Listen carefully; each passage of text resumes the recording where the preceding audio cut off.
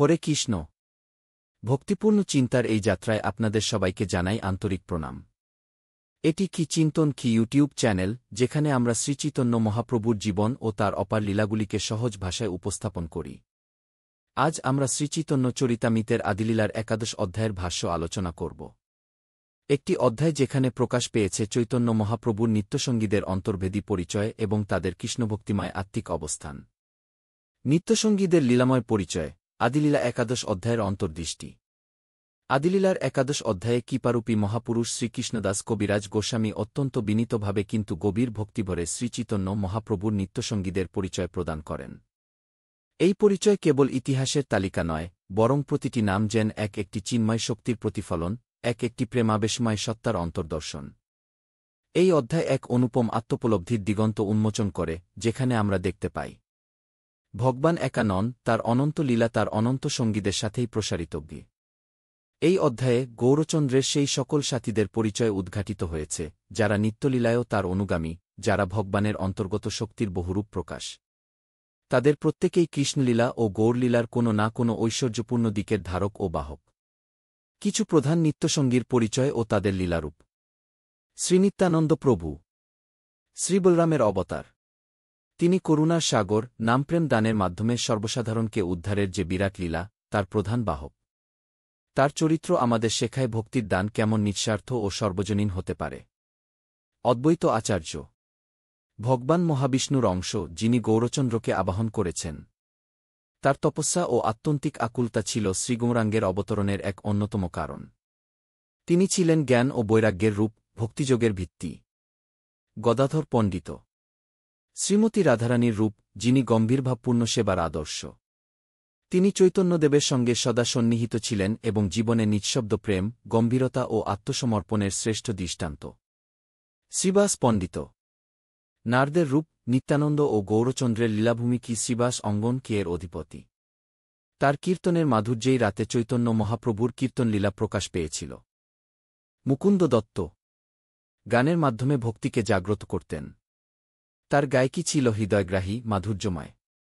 তিনি কৃষ্ণপ্রেমের সুরসাগর। মুরারি গুপ্ত হনুমান ও রামভক্তির প্রতীক, যার ভক্তি চিরস্থায়ী, অনর এবং আত্মসত্তাকে ছাপিয়ে গিয়েছে।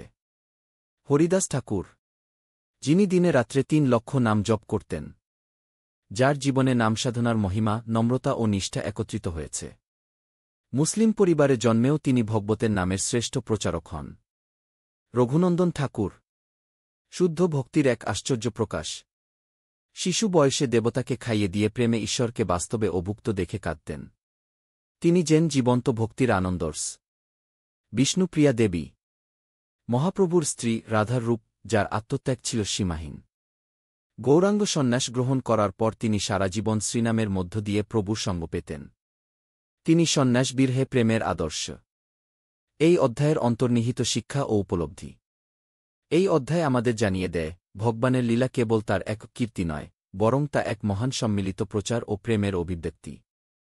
ভক্তি, প্রেম, সেবা, উৎসর্গ, কীর্তন, এই সব গুণের মূর্ত প্রতীক হয়ে নিত্যসঙ্গীরা আমাদের সামনে ভক্তিধর্মের পথ উন্মোচিত করেন। তাদের জীবনের দিকে তাকালে মনে হয় যেন শ্রীচৈতন্যের প্রেমাবেশ তাদের মধ্যে নিজে নিজেই প্রকাশ পাচ্ছে।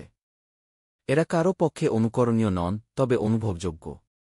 তাদের স্মরণে, চরিত্রচর্চায় আমরা সেই প্রেমতত্ত্ব ও ভক্তির উচ্চতর স্তরের সাথে সংযোগ স্থাপন করতে পারি। প্রধান বিষয়বস্তু ও তত্ত্বমর্ম। ১. প্রেমভক্তি ও পার্শ্বদত্ত।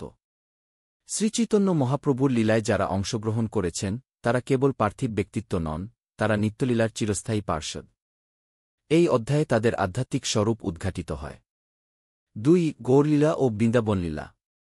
মহাপ্রভুর পার্শ্বদগণ বৃন্দাবনলীলায় যেসব ভূমিকা পালন করেছিলেন, গৌরলীলায় তারা অন্য রূপে সেই প্রেম প্রকাশ করেছেন।